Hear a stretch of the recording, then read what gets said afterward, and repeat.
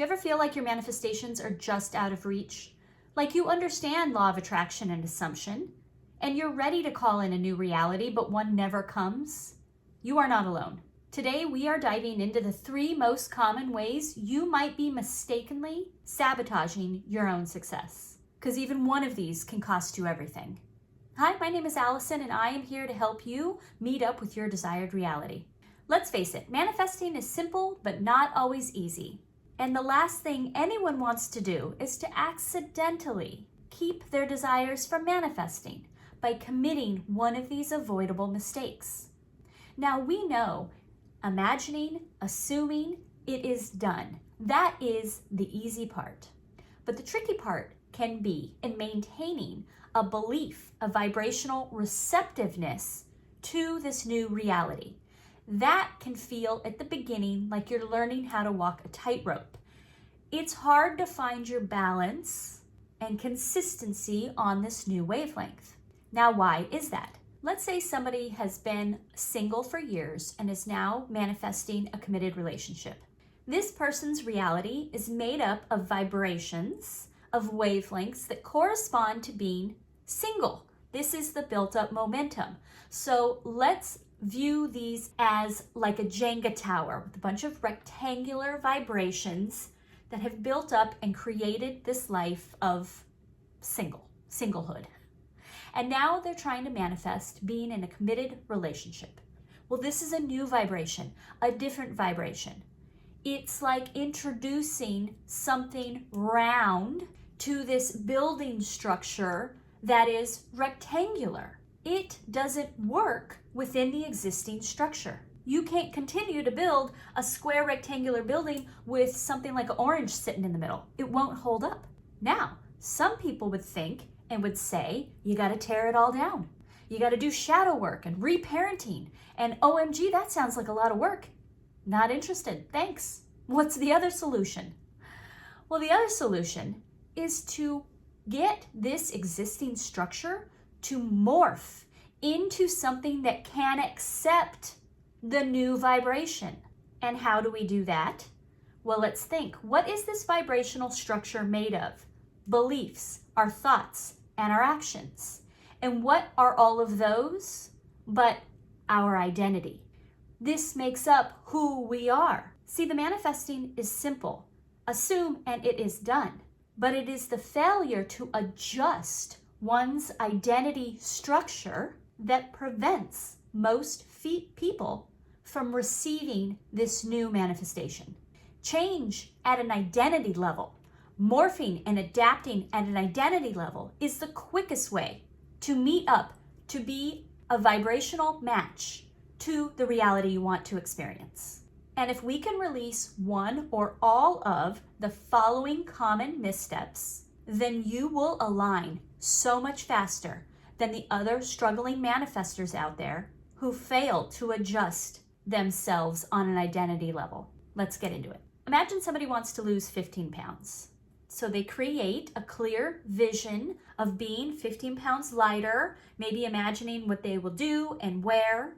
And now that they have generated this energy and this vibration, it can now come into their reality. Okay, cool. So now this person goes about their day. Maybe they're scrolling through YouTube and they're bored and they're not really thinking about it, and they start watching videos on how to lose weight fast. Or maybe they go into their closet and try on a pair of pants and they don't fit and they get upset and they feel frustrated. And what do you think this accumulation of different feelings and vibrations is doing? It is contradicting the vision. These moments throughout the day where this person is reacting to the current reality as their current identity. They are not reacting in a way that aligns with the identity of the person who is 15 pounds lighter. You can see how in these daily, regular moments of life, how that person is truly behaving and reacting is how they truly see themselves. And this is throwing out a lot of contradictory vibrations. Where is the strong vibrational wavelength that the universe can match?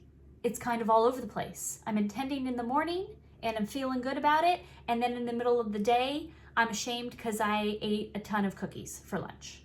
So we can imagine and assume all we want. That's the easy part. But it is the art of deciding that even in the face of the current reality, we accept our vision as the true reality. So rather than getting upset that a pair of jeans don't fit, it could be a reaction of belief instead that I'm going to pull these pants out and feel and look fabulous when the time is right. Satisfied that I will have the perfect event to wear them and I am going to look so cute. And I can generate that satisfaction and that belief feeling now. So with this creation of this new belief, of being satisfied, of being confident, then you are truly what you already desire to be. And it will manifest with magical ease and perfection. But what might become an issue going forward, and is certainly a big issue for a lot of struggling manifestors, regardless of their reactions, is misstep number 2.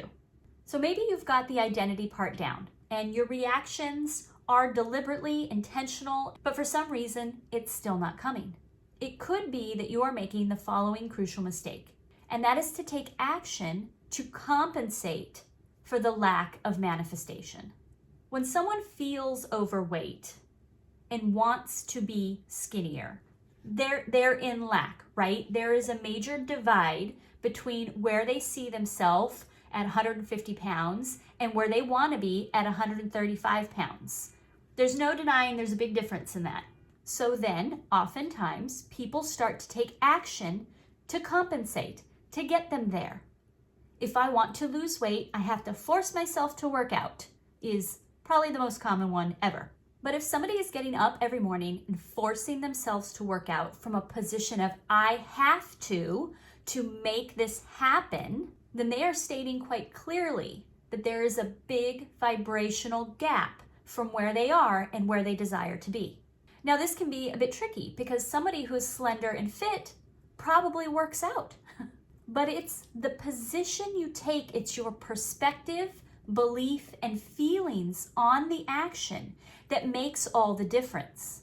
So one of my favorite stories, LOA stories, is Jim Carrey on the Oprah Winfrey Show many, many, many years ago. And it's probably very well known. You should look it up. And he talks about how when he was starting out, totally broke, unknown actor, he wrote himself a check for $10 million and kept that with him. And more importantly, he would spend a lot of time visualizing himself as a respected and world-renowned and famous actor. But when he is having this discussion about this visualization and this check writing that he did, he does end the talk with, I think, a very important point. He says, the thing is that you can't just visualize and then go eat a sandwich. See, he didn't just write a check to himself for $10 million and visualize and then sit around and wait by the phone. He went on auditions. He took acting jobs that were less than the $10 million paycheck. He visualized and felt it was there for him, and he also participated in receiving it. And it's all about who he was being as he participated in this action. He did it because going on auditions was in alignment with his identity of being a professional actor. He believed more in his vision than the reality he was surrounded by. Can you believe more in your vision and embody the persona of being the person who has your desire, more than being the person who lacks it, who needs to make it happen? And you don't need to wait around. You can do this literally right now.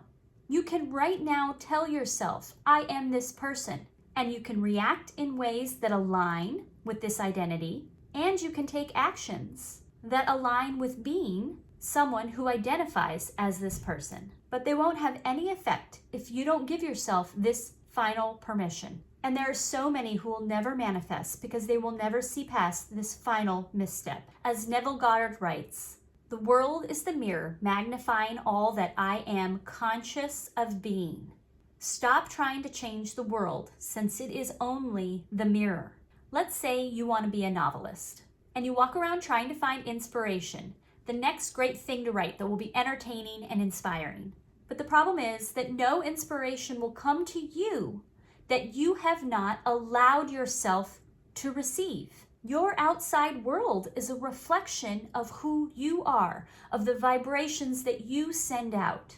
There is no sign that can come from out here that wasn't generated here first. So many people waste months, years, their entire life waiting for a sign from the universe to tell them they're making the right choice or they're on the right path. And what they will fail to understand is that there is nothing the universe will give you. There is no sign coming that you aren't first generating a vibration to receive. You are the one creating. Awaken to your own power now. It is not about finding some hint or inspiration on which way to go. It's about seeing the two ways and just committing to one path. And when you get vibrationally strong into one direction, into one vision, it will become clear if that's really the one for you. But if you're continually full of doubt and looking for other things to show you the way, then you are creating that lack and uncertainty, and that's what will come back. Trust that the vibration of your desire will become so strong and clear that it will be incredibly obvious to follow it. And know that you are always on your path in all ways. Now you can take your new identity and move forward, generate new momentum.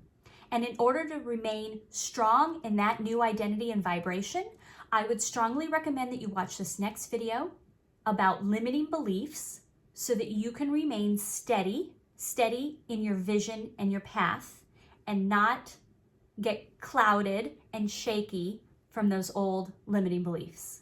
I hope this video was helpful to you, and I look forward to bringing you more. Thank you.